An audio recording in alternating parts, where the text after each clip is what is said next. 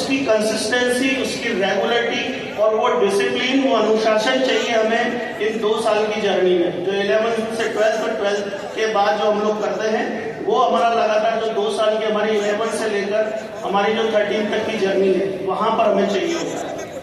तो देखिए कि 23,33,000 बच्चों में से लगभग 11.5 लाख बच्चे जो है वो क्वालिफाई किए।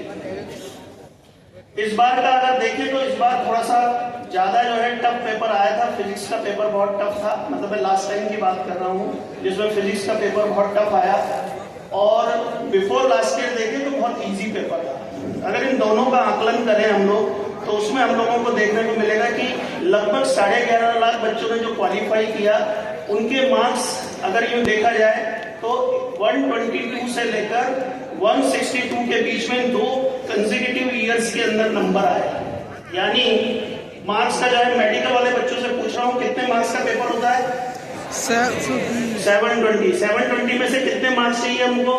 क्वालिफाई करने की बात कर रहा हूँ। ऑन एन एवरेज अगर अपन मान लें तो 150 मार्क्स हमें चाहिए। कितने? 150 मार्क्स। यानी आप ये देखिए कि 20% मार्क्स पर भी हम लोग क्वालिफाई कर रहे हैं। यानी क्वालिफाई करना तो हर बच्चे का राइट है, क्योंकि 720 में से 150 मार्क्स लेकर आ रहे हैं और उसी से हमारा 50% कंपटीशन तो वैसे ही गिव अप हो गया। अगर यूं देखा जाए तो 50% तो हमारा वैसे ही चला गया।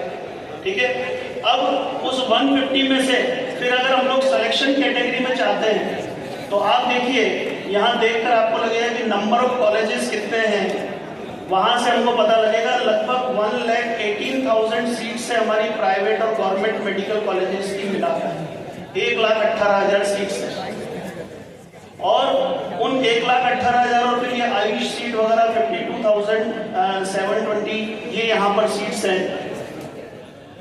अगर हम लोग बात कर रहे हैं एम्स के सिलेक्शन और यहाँ के गवर्नमेंट सिलेक्शन की, तो आप देखिए कि वहां पर भी अगर हम लोग जैसे कि इस बार का जो पेपर था उसके बिहाफ पर देखें या बिफोर लास्ट ईयर का पेपर देखें, तो अगर हमने हमारी कंसिस्टेंसी, रेगुलरिटी को मेंटेन किया, हमने हमारी जो है बायो को बहुत अच्छी तरह से प्रिपेयर किया, फिजिक्स और केमिस्ट्री के अंदर एक रेगुलरिटी और कंसिस्टेंसी मेंटेन की और एक एवरेज मार्क्स भी आए हमारे, तो भी हम लोग सिलेक्शन कैटेगरी में हैं, हमें गवर्नमेंट कॉलेज बहुत इजीली मिल सकता है।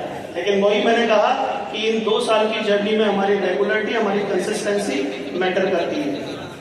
मैं बात करता हूँ जेई की। जेई मेंस के अंदर last year 14 lakh student appear हुए, 14,75,103 ये बच्चे अपीयर हुए।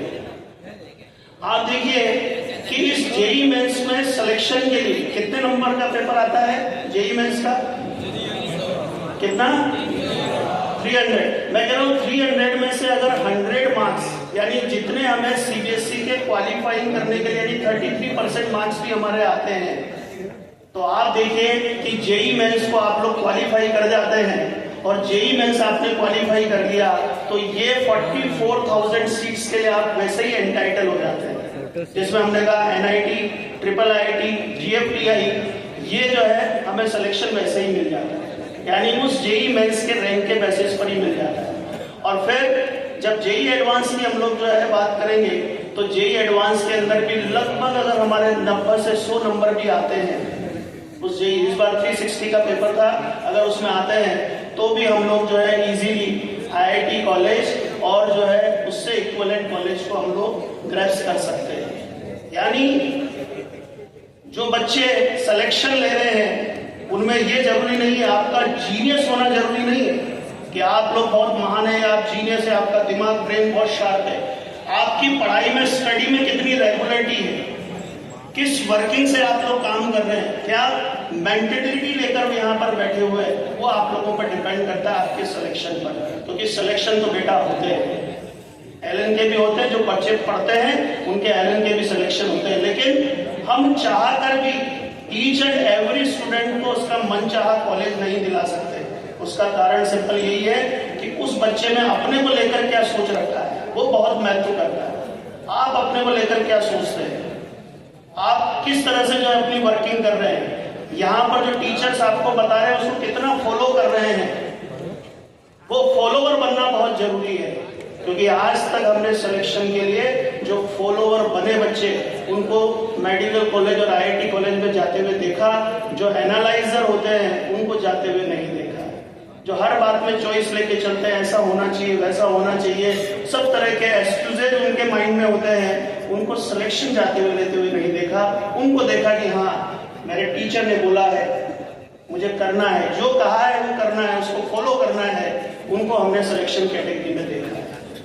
तो आज मैं ये एक्सपेक्ट करूंगा, क्योंकि आप लोगों की एक तरह से लगभग 50% जर्नी अभी कंप्लीट होने वाली है, आपका 11th का सिलेबस ऑलमोस्ट कंप्लीट होने वाला है, अब आप 12th की तरफ जो है बढ़ रहे हो।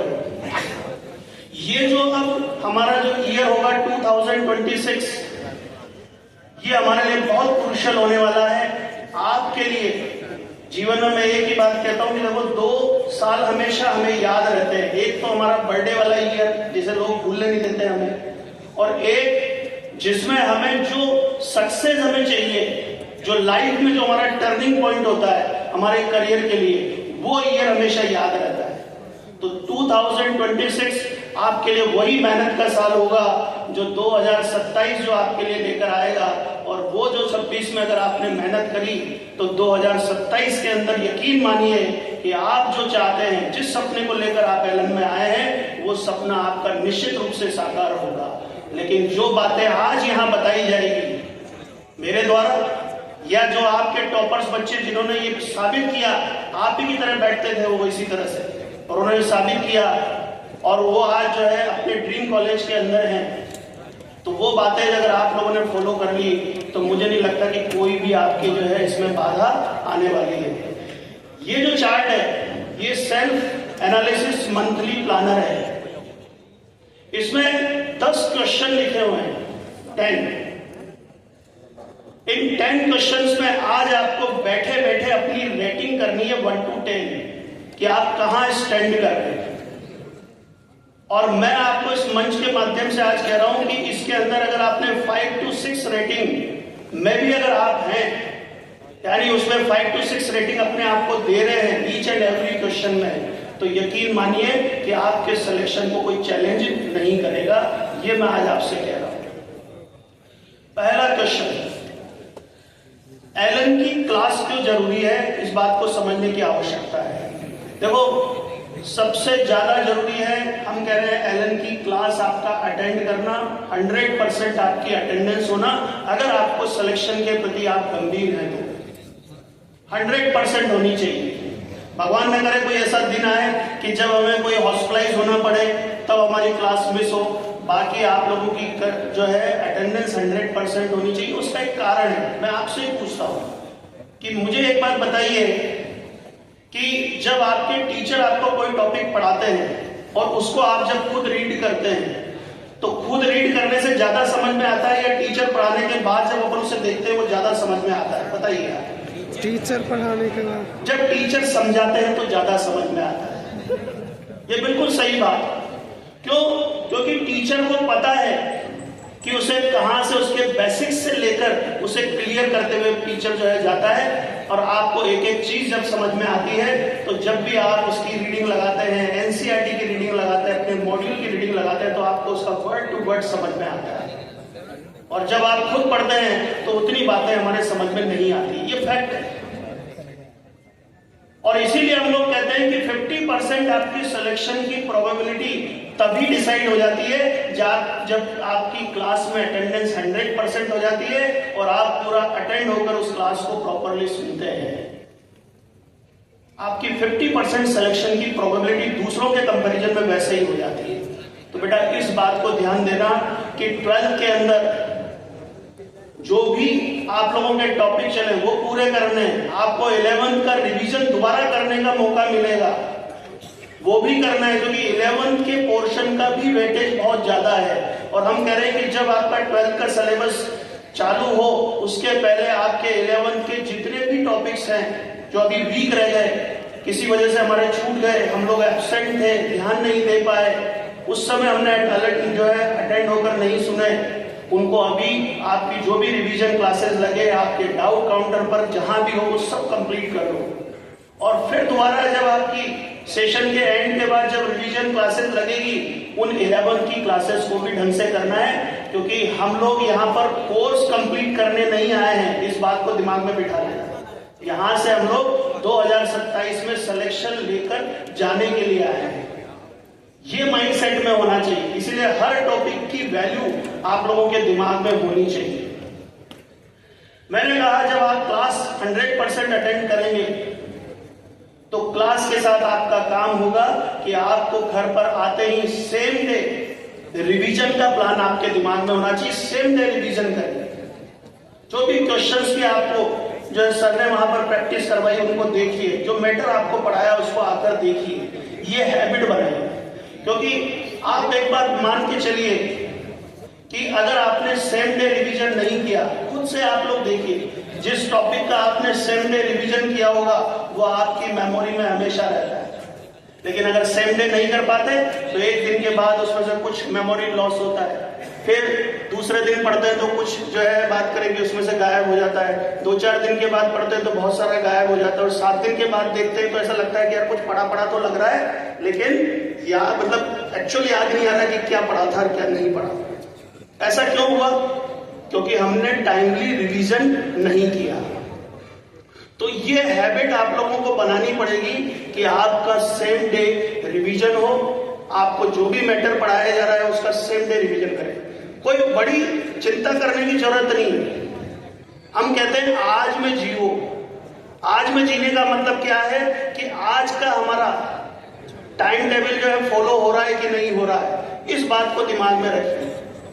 कल क्या होगा, कल तो किसी को पता नहीं कि क्या होने वाला है, या अगले साल क्या होना किसी को पता नहीं। हमें तो ये देखना है कि हमारी सेम डे स्टडी हो रही है कि नहीं हो रही, इस बात पर फोकस करके हमको चलना है।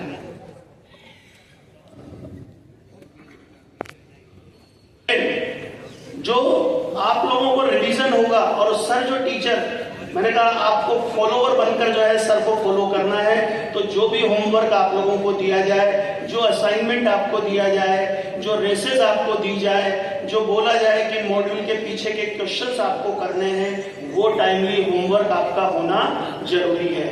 इस बात को भी जो है विशेष ध्यान देना है, क्योंकि जब तक आप लोग होमवर्क नहीं करोगे, आपकी जो सेल्फ जो है वो फाइटिंग जो कैपेसिटी है, आपकी खुद की लड़ने की क्षमता है उस क्वेश्चन से, वो जो है नहीं डेवलप होगी, और वहां पर वही सेम क्वेश्चन रिपीट नहीं होगा। जैसे अपन बात करें कि आईआईटी में तो ऐसा कहा जाता है कि दोबारा कोई दूसरा क्वेश्चन जो है वो रिपीट होता ही नहीं है, वहां तो नए नए इनोवेशन, नई नई चीजें अपन को करनी पड़ेगी। तो आप लोगों का होमवर्क करना इसलिए जरूरी होता है कि जो भी टीचर आपको बताए कि यार ये टाइमली आप लोगों को घर के लिए होमवर्क दिया जा रहा है, वो भी टाइमली कंप्लीट होना जरूरी है। 12 घंटे हमें इफेक्टिव स्टडी आवर्स के लिए टाइम निकालना है। 12 घंटे का शेड्यूल हमारा सेट होना चाहिए। आप कहोगे सर 12 घंटे कैसे पढ़ेंगे? 12 घंटे में 5 to 6 आवर्स आपके कोचिंग आवर्स हो गए और 5 to 6 आवर्स आपके सेल्फ स्टडी में हो गए। ये 12 घंटे का स्केड्यूल आपका मेंटेन होना ही चाहिए, क्योंकि आप देखिए 5 से 6 घंटे जो यहाँ पढ़ाया जाएगा, हमें रिवीजन भी करना है, उसको जाके घर पे रिवाइज करना है, और फिर जैसे जैसे हमारा कोर्स कंप्लीशन होता जाएगा, बैक पोर्शन इकट्ठा होता जाएगा, उस बैक पोर्शन को भी टाइमली रिवाइज करना जरूरी है। और कुछ नहीं करना, सिस्टम को फॉलो करना है बस। आपका ऑटोमेटिकली जो बैक पोर्शन है वो टाइमली रिवाइज होता चला जाएगा, और उसके अकॉर्डिंग आपको अपने आप ही उसके अंदर जो सारी चीजें पता लगती जाएगी, और हमारा ऑटोमेटिकली जो बैक पोर्शन है टाइमली रिवाइज होते होते हमारी चीजों अपने दिमाग में मेमोराइज होती चली जाएगी। लेकिन उसके लिए आपका 12 घंटे इफेक्टिवली स्टडी करना बहुत जरूरी है, और 12 घंटे आप अदर एक्टिविटीज कर सकते हैं, नहाना धोना खाना पीना सब आपका 12 घंटे में। बाकी 12 घंटे आपके दिमाग में इन जो है 1 साल निकल गया, 1 साल और मतलब 1.5 साल बचा है हमारा, इनके अंदर हमारे दिमाग में वही चीज मेमोराइज होनी चाहिए। उसी के बाद में सोचना है कि क्या करना है क्या नहीं करना है। और देखो, जो सिंसियर स्टूडेंट और इनसिंसियर स्टूडेंट, इस डायग्राम के थ्रू पता लग रहा होगा कि उसके दिमाग में क्या है। भाई पढ़ना और फिर नहाना धोना खाना पीना चल रहा है, योगा मेडिटेशन जो भी करना है अपने दिमाग को रिलैक्स करने के लिए वो काम करो। बाकी वही एक्टिविटी करो जो हमारी स्टडी में इफेक्टिवनेस जो है वो डेवलप करेगी। 4, डाउट क्लियरेंस, ये भी आपका टाइम पर होना चाहिए। कई बार हम लोग बच्चों से कहते हैं कि यहाँ भीड़ में तो बच्चे खूब बातें कर लेंगे, लेकिन जब वहाँ डाउट की क्लास में पूछने की बात आती है, अरे सर वो मैं डाउट पूछता हूँ तो सारी पूरी क्लास मुझ पर हंसती है। बेटा वो एक बार का मूर्ख बनना वो मंजूर है, लेकिन पूरे मतलब कहना चाहिए पूरी जिंदगी भर मूर्ख बनने से अच्छा है, क्योंकि उन्हीं डाउट से आपके कंसेप्ट प्रिपेयर होते हैं, आपके माइंड में सेग्रीगेशन होता है, आपके दिमाग में वो कंसेप्ट जो डेवलप होते हैं उन्हीं से हमारे क्वेश्चंस की राइट होने की प्रोबेबिलिटी बढ़ती है। तो क्यूरियस होना भी जरूरी है और उन्हें टाइमली सॉल्व करना भी जरूरी है। इसको बात को दिमाग में रखिए, और अगर वो टाइमली आप लोग सॉल्व करते रहेंगे तो फिर मुझे लगता है कि आपकी कोई प्रॉब्लम नहीं आएगी। और एक हैबिट हमेशा रखो कि जब भी आप लोग क्वेश्चन की घर पर भी प्रैक्टिस करो, उसमें एक जो है आदत रखो कि टाइम बाउंड होकर अपनी क्वेश्चन प्रैक्टिस करो कि भाई मेरे पास ये 20 क्वेश्चन 20 मिनट्स, इसके अंदर मुझे सॉल्व करना है। और कई बार होता है जब हम लोग क्वेश्चंस करते हैं, क्वेश्चन पढ़ा, चारों ऑप्शन देखे, हाँ यार ये सही होगा, और फटाफट आंसर देख लिया, और फिर वो आंसर जो है उसके अकॉर्डिंग अपने जो है जो भी हमने सॉल्यूशन बनाया उसको सेटिस्फाइड करने में लग जाते हैं। ये हैबिट नहीं रखनी। आप पहले जितना आपने टाइम डिसाइड किया उन पर्टिकुलर क्वेश्चंस को करने के लिए, उतने पहले एक बार सॉल्व कर लो। हो सकता है 10 क्वेश्चन बनेंगे 20 में से, हो सकता है 15 बनेंगे, हो सकता है 5 बनेंगे, कोई प्रॉब्लम नहीं, लेकिन पता लगेगा हमें कि 20 मिनट्स में, मान लीजिए हमें 20 मिनट डिसाइड किए थे, तो कितने मिनट में हमारे कितने क्वेश्चन हुए, हमारी स्पीड कितनी है, ये हमें पता लगेगा। दूसरी बात, उसमें जो क्वेश्चन फर्स्ट टाइम में सारी थ्योरी पढ़ी, उसके एग्जाम्पल सॉल्व किए, और उसके बाद भी हमारे से वो क्वेश्चन सॉल्व नहीं हुआ और यह रॉन्ग हुआ, तो पहली बार में रॉन्ग हुआ, इसका मतलब हमारे दिमाग में उसका कंसेप्ट अलग है, हमारे दिमाग में वो गलत उसका कंसेप्ट बना हुआ है। उसको मार्क करके रखो, उसे स्टार मार्क करके रखो, और जब भी आप उस चैप्टर का दोबारा रिवीजन करो, जो पहली बार क्वेश्चन गलत हुए उन स्टार मार्क वाले क्वेश्चंस को जरूर रिवाइज करके देखो, ताकि उनका बार बार हमारे दिमाग में कंसेप्ट सही होना जरूरी है। तो मेन एग्जाम में फिर हमारा वो क्वेश्चन कभी भी गलत नहीं होगा। तो रिवीजन में ऐसे क्वेश्चंस को जरूर शामिल करो जो पहली बार हमसे गलत हुए हैं या पहली बार में हमसे क्वेश्चन नहीं बने थे, उनको रिवीजन में जरूर शामिल करो। इस बात को जरूर ध्यान रखो। बहुत ज्यादा जरूरी होता है एलन का टेस्ट मैनेजमेंट सिस्टम। अब कई बार बच्चे हमसे कहते हैं, पेरेंट्स भी आते हैं कि सर आप लोग टेस्ट बहुत लेते हैं बच्चों के बहुत स्ट्रेस होता है, और ये जो है क्या कहते हैं परेशान हो जाते हैं। और देखो टेस्ट देना किसी को भी अच्छा नहीं लगता, तो जब बच्चों से पूछा जाता है भाई टेस्ट क्यों नहीं देते हो, अरे सर वो हमारी तैयारी नहीं हुई। मैं आपको बोल रहा हूं कि जो 2026 में, मैं कह रहा हूं लास्ट ईयर का मैं बात करूं, वेद लाहौटी जिसकी ऑल इंडिया रैंक 1 आई थी, जब उससे पूछा गया ऐसे टॉपर स्टॉक के अंदर कि आप जब गए थे एग्जाम देने उसके पहले आपने पूरी तैयारी कर ली थी, आप संतुष्ट थे अपनी प्रिपरेशन से, उसने भी यही जवाब दिया था कि सर मैं कंफ्यूज था, मेरे कुछ टॉपिक छूटे हुए थे और मुझे ये डर था कि उनमें से क्वेश्चन नहीं आ जाए, और बाय लक मेरे उनमें से क्वेश्चन नहीं आया तो मेरा इतना अच्छा पेपर हो गया, नहीं तो उनमें से आ जाता तो मेरे को जो है शायद फर्स्ट रैंक नहीं आती। उसका भी जवाब यही था, जिसने पूरे आईआईटी के अंदर हिस्ट्री बनाई, उसने जो है 360 में से जो है 355 नंबर लेकर आया, उसका जो ये जवाब था। तो आप सोच के देखिए हमारा तो क्या है। तो तैयारी कभी भी कंप्लीट नहीं होगी, ये बात ध्यान रखिएगा, मान के चलिए। लेकिन एलन के जो टेस्ट है वो आपके प्रैक्टिस टेस्ट हैं, हम कह रहे हैं कि जितनी भी गलतियां करनी है वो सब गलतियां इसमें ही कर डालो, ताकि मेन एग्जाम में हमसे गलतियां नहीं हो। ये गलतियां करने के लिए ही है टेस्ट, ये मान लीजिए। जितनी दुनिया भर की जितनी भी हमें आती है वो सब कर डालो उसमें, कोई प्रॉब्लम नहीं। और ये पहली बात तो ये, इसके लिए क्या करना पड़ेगा उसके सुधार के लिए, कि पहले तो आपको L1 का टेस्ट देना पड़ेगा। और जितने भी टॉपर्स, आप किसी से भी पूछिए, मैं टॉपर्स की बात नहीं कर रहा, मैं तो सिंपल सिलेक्शन की बात कर रहा हूं, कि जो भी गवर्नमेंट कॉलेजेस में गए बच्चे, आप उनसे पूछ लेना, ज्यादातर सबने 99.9% बच्चों ने सबने L1 के सारे टेस्ट दिए। और वो